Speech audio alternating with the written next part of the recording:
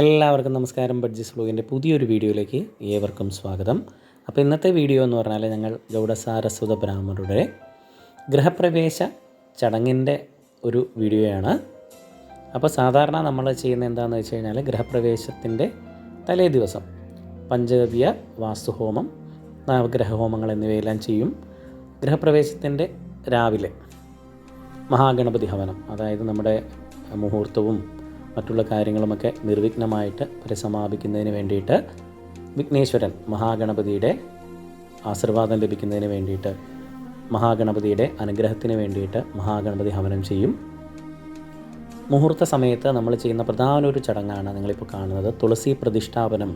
തുളസി നമ്മൾ പ്രതിഷ്ഠിക്കുകയാണ്. സാധാരണ ഭഗവാനെയൊക്കെ പ്രതിഷ്ഠിക്കുന്നത് എങ്ങനെയാണോ അതേ രീതിയിലാണ് തുളസി നമ്മൾ അവിടെ പ്രതിഷ്ഠിക്കും. തുളസി പ്രതിഷ്ഠിച്ചതിന് ശേഷമേ ഞങ്ങളുടെ ബാക്കിയുള്ള കാര്യങ്ങൾ ഗൃഹപ്രവേശത്തിന് തുടങ്ങുകയുള്ളൂ. തുളസി പ്രതിഷ്ഠാപനത്തോടൊപ്പം വീട്ടിൽ പൂജാമുറിയിൽ വെക്കേണ്ട കുറച്ച് സാധനങ്ങളുണ്ട്. നമുക്ക് തൂക്കുവിളക്ക് വേണം, ബാണപാത്രം വേണം,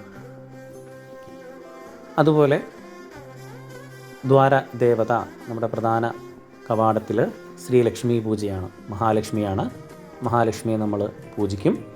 ദ്വാരദേവതകളായിട്ട് ജയവിജയന്മാരാണ്, അവരെ നമ്മൾ പൂജിക്കും. അതിനുശേഷം മുതിർന്നവർക്കെല്ലാം വെറ്റ കൊടുത്ത് അവരുടെ അനുഗ്രഹം വാങ്ങിച്ചതിന് ശേഷമാണ് ഗൃഹപ്രവേശം നടക്കുകയുള്ളൂ.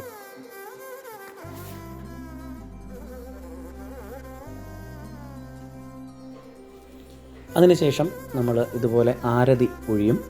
തുളസിക്കും അതുപോലെ അവിടെ വെച്ചിരിക്കുന്ന ചിത്രങ്ങളും, ഭഗവാന്റെ ചിത്രങ്ങൾക്കും പ്രധാന കവാടത്തിനും നമ്മൾ ആരതി ഒഴിയും. ആ ആരതി അതേപോലെ കൊണ്ടാണ് നമ്മൾ പ്രഥമമായിട്ട് ആ തൂക്കുവിളക്കും നമ്മുടെ വീട്ടിലെ പ്രധാന വിളക്കുകളുമെല്ലാം കത്തിക്കുന്നത്. അതിനുശേഷം മുഹൂർത്തം ചൊല്ലി ഓരോരുത്തരും, അതായത് ഗൃഹനാഥൻ്റെ കയ്യിൽ തൂക്കുവിളക്ക്, ഗൃഹനാഥിയുടെ കയ്യിൽ ഒന്നുകിൽ സെസാറോ അല്ലെങ്കിൽ ബാണപാത്രമായിരിക്കും കൊടുക്കുക. അതിനുശേഷം ഓരോരുത്തരും വരിവരിയായി മന്ത്രോച്ചാരണങ്ങളുടെ അകമ്പടിയോടുകൂടി ഗൃഹത്തിലേക്ക് വലത് കാല് വെച്ച് പ്രവേശിക്കുന്നു.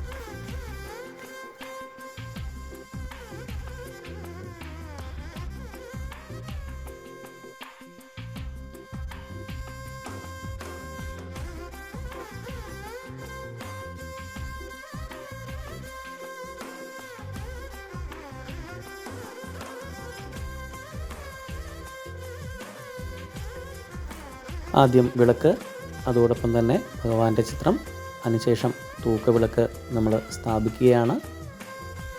ഇത് ഒരു കാരണവശാലും താഴെ ഇറക്കി വെക്കാൻ പാടില്ല എന്ന് പറയും. പക്ഷേ നമ്മൾ എപ്പോഴും അത് തൂക്കി വെക്കുക എന്ന് പറഞ്ഞാൽ പ്രയാസമുള്ളത് കൊണ്ട് ആഴ്ചയിലൊരിക്കൽ ആ വിളക്കെടുത്ത് കഴുകി വെക്കാറുണ്ട്.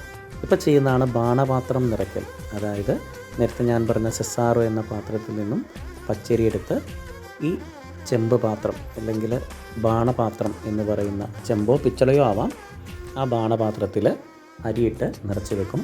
അതിനോടൊപ്പം കുടുംബമുള്ള തേങ്ങ, പഴം, വെറ്റ എന്നിവയും അവിടെ വയ്ക്കും. ശേഷം നേരെ അടുക്കളയിൽ വരും. അവിടെ അഗ്നി പ്രതിഷ്ഠിക്കും. അഗ്നി പ്രതിഷ്ഠാപനം ചെയ്തിട്ടാണ് ഞങ്ങൾ പാല് ചൂടാക്കുന്നത്. അഗ്നിപ്രതിഷ്ഠാപനത്തിന് ശേഷം ഭാര്യ ഭർത്തൃസമേതനായിട്ട് പാല് തിളപ്പിക്കാനായിട്ട് ആരംഭിക്കും. ഞങ്ങളുടെ ഒരു പ്രത്യേകത എന്ന് പറഞ്ഞാൽ പാല് തിളച്ച് വന്നാൽ അത് അഗ്നിയിൽ വീഴാൻ പാടില്ല എന്നുണ്ട്. കാരണം വേറൊന്നുമല്ല, ഞങ്ങളുടെ പൂജാ സമയങ്ങളിൽ ഞങ്ങൾ സാളഗ്രാമശില കൂടി കൊണ്ടുപോകാറുണ്ട്. സാളഗ്രാമശില എന്ന് പറഞ്ഞാൽ ലക്ഷ്മി നാരായണ സങ്കല്പമാണ്.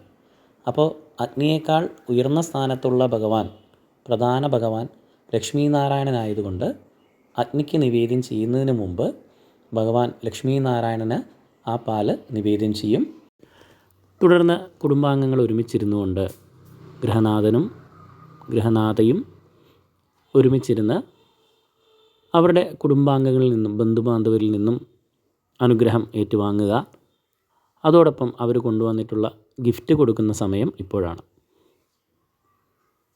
അവരുടെ ഗിഫ്റ്റ് കൊടുത്തതിന് ശേഷം ബ്രാഹ്മണ സുവാസിനി പൂജ. പുരോഹിതനെയും പുരോഹിതൻ്റെ ഭാര്യയ്ക്കും വസ്ത്രവും മറ്റും ദാനം ചെയ്ത് അവരിൽ നിന്നും അനുഗ്രഹം സമ്പാദിക്കും. തിരിച്ച് അവരിൽ നിന്നും അക്ഷതം അവരേറ്റുവാങ്ങുകയും ചെയ്യും. എന്തായാലും ഇന്നത്തെ ദിവസം ഗൃഹപ്രവേശം നടത്തിയ സന്തോഷേട്ടനും കുടുംബത്തിനും എല്ലാവിധ അനുഗ്രഹങ്ങളും ഉണ്ടാവട്ടെ എന്ന് ഭഗവാനോട് പ്രാർത്ഥിച്ചുകൊണ്ട് നിർത്തുന്നു.